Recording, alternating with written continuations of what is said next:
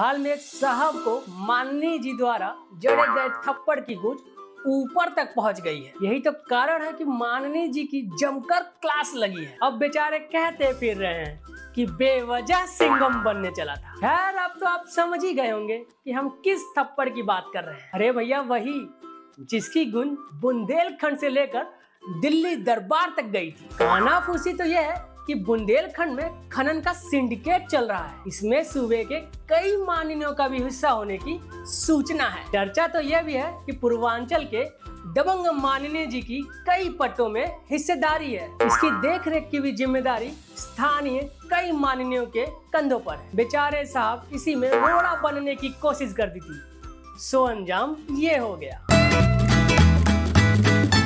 चौबे चले छब्बे बनने, दुबे बनकर लौट आए। भैया अपने पूर्वांचल में ये कहावत खूब फेमस है, लेकिन ये कहावत सचिवालय के एक साहब पर बिल्कुल फिट बैठ गई है। दरअसल बात यह है कि गुरु अपने प्रमोशन को लेकर बड़े परेशान थे। ऊपर तक चिट्ठी लिख दी थी कि उन्हें प्रमोशन क्यों नहीं मिल रहा। तरह तरह के भेदभाव के आरोप भी मत डाले। जब उनकी फाइलें देखी गई तो पता चला साहब की 2 पत्नियां हैं। तब पता चला कर्मचारी आचरण नियमावली के तहत उन्हें प्रमोशन नहीं बर्खास्त किया जाना चाहिए। पड़ताल हुई तो पता चला कि उनके बर्खास्तगी की फाइल पहले ही लोक सेवा आयोग में भेजी जा चुकी है। अब तो बेचारे और परेशान हो गए। बेचारे सोच रहे होंगे कि प्रमोशन की कोशिश ना करते तो कम से कम नौकरी तो बची रहती। अब भैया हो गई ना वही कहावत, चौबे चले छब्बे बनने, दुबे बनकर लौट आए।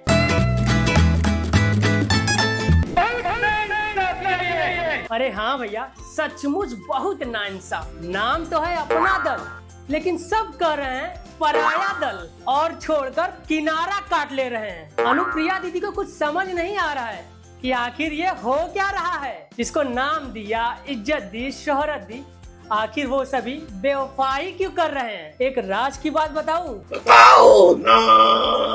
बहुत से लोग कह रहे हैं कि अपना दल में आशीष भैया की तानाशाही चलती है, हिटलर शाही करते हैं। अरे आशीष भैया तो समझ रहे हैं ना, अपनी केंद्रीय मंत्री अनुप्रिया पटेल के पति देव। अब उन पर लोग ना जाने क्या क्या बोल रहे हैं। अब तो वही बात हो गई, मौसम बरसात का और अपना दल में पतझड़ शुरू। तो भैया दीजिए हमको इजाजत, कल सुबह 6 बजे फिर होगी मुलाकात कुछ खरी खोटी खबरों के साथ।